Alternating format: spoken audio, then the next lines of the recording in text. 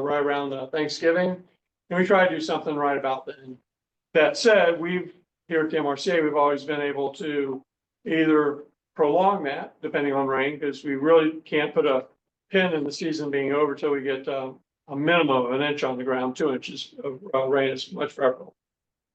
I guess the other thing that, and I just briefed on this morning, everybody's been aware that there's several different beetle infestations currently going on in the area.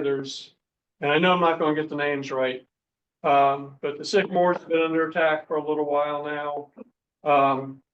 The gold-spotted oak borer beetle has, well, it was in San Diego County, but anyway, it's finally basically here. And they really like the oak trees, which unfortunately for us translates into the big 1,000-hour fuels. So once they become susceptible, they provide a very significant fire heat source for us. So we'll deal with that as it comes. I know, but all the departments around looking at what the best mitigation is for it. And then on the fire side, strictly on the fire business side of things, Battalion 5 has always had this really obscurely huge plot of land to take care of. Battalion 5 bases out of Malibu, so they basically always had Palisades all the way to the Ventura County line, all the way up to Chatsworth. They've just recently split the division, so now there's a new battalion, which is going to basically take the 101 North, and Battalion 5 will still maintain 101 South. The good news on that is it allows them to bring more resources to bear that much quicker. So everybody's spooling up. Like I said, we've got all of our resources back in town. So we're doing everything we can to be as ready as we humanly can.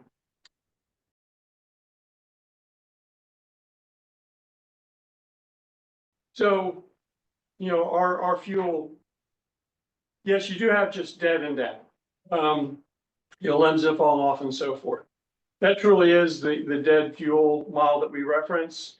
But you also have when our plant life in this area goes dormant and just stops taking in water, portions of it die off. So the 1 hour fuels are the ones that we're most concerned with. Those are your grasses and so forth, which will carry the fire. As the 10-hour and 100-hour fuels become drier, it just signals to us that it's going to be that much harder to keep it to a 10-acre fire, because you have the bigger heat sources in there carrying the fire, and of course more MRCAs. And of course, when it gets up into the 1,000-hour fuels, the big trees, it's very hard to suppress them. Yeah. Kind of got to corral it and let it burn itself out. Very good. When the wind goes away. Yeah.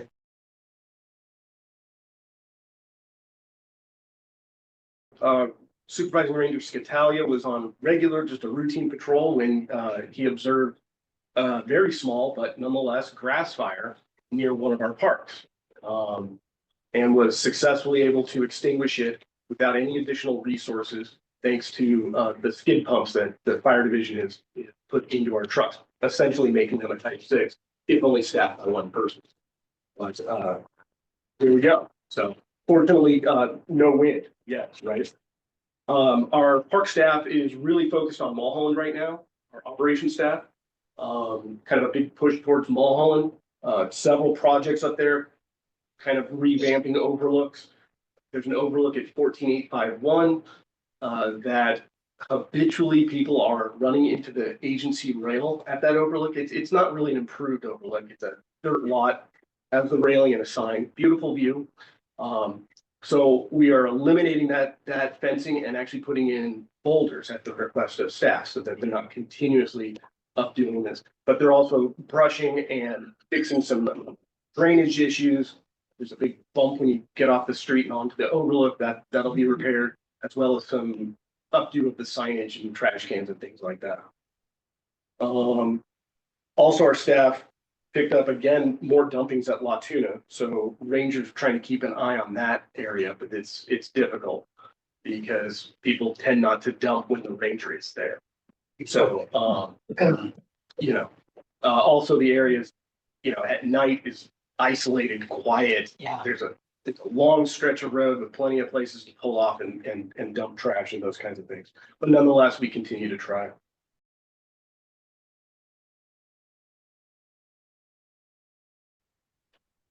We are moving forward with our seasonal ranger assistant program, and that's a seasonal position intended to be a gateway to ranger or park staff permanent positions. It allows us to recruit people that maybe don't have all the prerequisite qualifications to walk in the door and apply for ranger. But we kicked it off with an open house at the River Center. And this was all basically led by rangers, coming up with photographs and bringing all our gear and one of our brand new shiny trucks with the lights going. And it was really kind of a Q&A session, allowing people to come in, not just seeing ranger on a screen in a job application, but come in, talk to the rangers. The rangers talked about their experiences, what we do, what's great about the job, what sometimes is difficult or challenging about the job. But it really seemed to be a big success. I think, and my numbers could be wrong, but we had something like 20 people apply, 18 of which I think showed up. Of those 18, I think almost all of them either have had a job interview, have already gone through an interview, or are having an interview. I think it's today. But we're excited about this. And if it is as successful a model as it so far has proven to be, I want to take this show on the road because you know about our staffing issues. We're critically low on staffing. So moving on from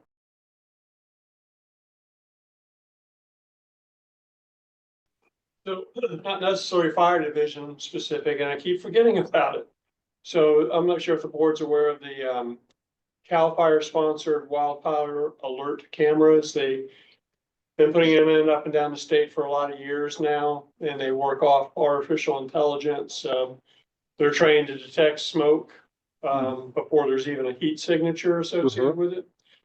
So they've been doing them for a number of years, and they identified one of our parcels, Upper Las Virgenes Canyon, as a blank spot that their existing systems didn't see. So we went into negotiations with them a couple of months ago, and they were going to be putting one of their cameras up at ULB, which will cover the entire western Santa Monica, San Fernando Valley, north up into Simi and all that. So actually kind of exciting, but not necessarily fire specifically fire division related, but I meant to mention it to the board.